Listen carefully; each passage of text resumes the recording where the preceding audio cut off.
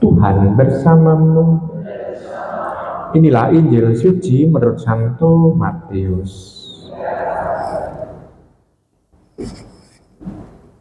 Pada waktu itu Yesus masuk ke kota Kapernaum. Maka datanglah seorang perwira mendapatkan dia dan mohon kepadanya, "Tuan, hambaku berbaring di rumah karena sakit lumpuh dan ia sangat menderita." Yesus berkata kepadanya, "Aku akan datang menyembuhkannya." Tetapi perwira itu menjawab, "Tuan, aku tidak layak menerima Tuan di dalam rumah.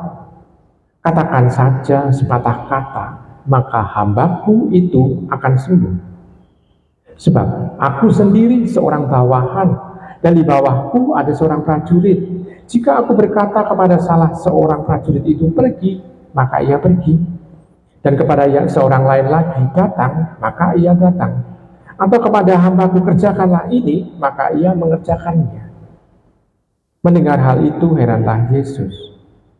Maka ia berkata kepada mereka yang mengikutinya, "Aku berkata kepadamu, sesungguhnya iman sebesar ini tidak pernah kujumpai pada seorang pun di antara orang Israel. Aku berkata kepadamu, banyak orang akan datang dari timur dan barat dan duduk makan bersama dengan Abraham, Ishak, dan Yakub di dalam kerajaan surga." Demikianlah sabda Tuhan. Romo, Ibu, Bapak, Saudari-saudari kasih dalam Tuhan, dalam bacaan Injil kita melihat di sana Tuhan Yesus bertindak atas permintaan prajurit atau perwira dari Romawi. Dan kita bisa melihat di sana Tuhan melakukan mukjizat itu. Kalau demikian, kita bisa melihat bahwa untuk meminta atau memohon pertolongan Tuhan, pertama, orang kan tidak perlu harus menjadi pengikut Tuhan, tetapi yang penting adalah iman, percaya betul, masrahke akan kebaikan itu akan terjadi kalau minta kepada Tuhan. Dan di situ kita bisa melihat perwira ini berani untuk omong kepada Tuhan Yesus, minta itu. Nah, yang luar biasa adalah dia tahu persis bahwa orang Yahudi itu tidak boleh memasuki rumah orang dalam tanda kutip itu orang kafir, tidak boleh memasuki itu. Maka perwira ini menghormati sebetulnya sikap atau tradisi itu dengan melakukan bahwa tidak perlu datang, yang penting adalah sabdanya. Karena dengan bersabda, tokoh ini pasti akan mampu untuk menyembuhkan. Dengan demikian kita bisa melihat bahwa selain dia menghormati itu, dia juga percaya akan kekuatan wibawa yang dipunyai oleh Tuhan Yesus. Nah, ini yang menjadi ciri khas iman yang dimiliki oleh perwira Romawi itu.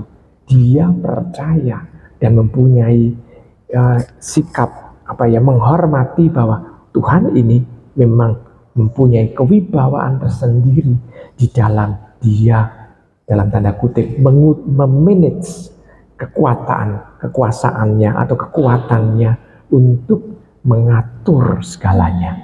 Dan memang terjadi mukjizat yang sungguh indah. Nah, walaupun memang yang disembuhkan itu bukan orang Romawi, yang disembuhkan adalah orang istilahnya orang Yahudi juga yang menjadi abdi atau menjadi hamba di orang Romawi itu.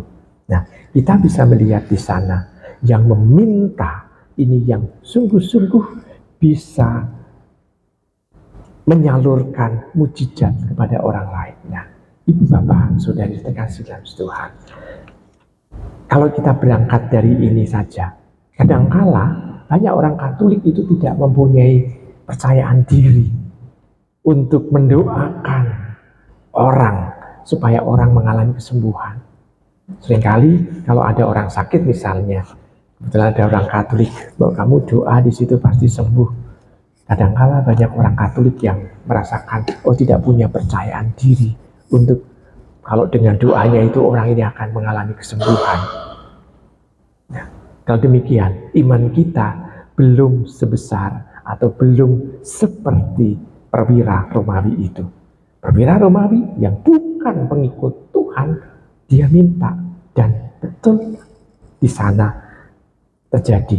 Nah, kita yang pengikut Tuhan, yang menjadi anak-anak Allah, malah kurang pede. Nah, ini catatan pertama. Lalu yang kedua, sikap yang dilakukan oleh perwira ini menampakkan kerendahan hati yang luar biasa. Perwira kalau dia misalnya pergi kemana-mana biasanya adalah naik kuda, tetapi ketemu dengan Tuhan Yesus, pasti dia tidak ngomong di atas kuda, tetapi dia turun dari kudanya dan mungkin juga dengan sikap berlutut atau sikap meminta, sikap rendah hati. Nah, maka kita bisa melihat bukan kesombongan yang dipamerkannya, tetapi kerendahan hatinya. Maka kita bisa melihat ada langkah kedua yang menyertai iman itu adalah kerendahan hati. Bukan mentang-mentang menjadi anak Allah lalu minta-minta pasti akan dikabulkan. Tidak, tapi justru kerendahan hati itu yang dipunyai. Lalu sekarang pujian dari Tuhan Yesus ini sungguh luar biasa. Dia mau mengatakan bahwa sungguh iman sebesar ini tidak pernah kujumpai pada seorang pun di antara orang Israel. Tuhan memuji itu karena Tuhan menemukan bahwa orang ini itu sebetulnya bisa menjadi contoh untuk orang Israel sendiri dalam hal kepercayaan, dalam hal iman. Maka ini pun juga menjadi contoh bagi diri kita supaya dalam kehidupan beriman pada hidup sehari-hari kita bisa mencontoh sikap yang dimiliki oleh perwira itu. Selamat merenungkan.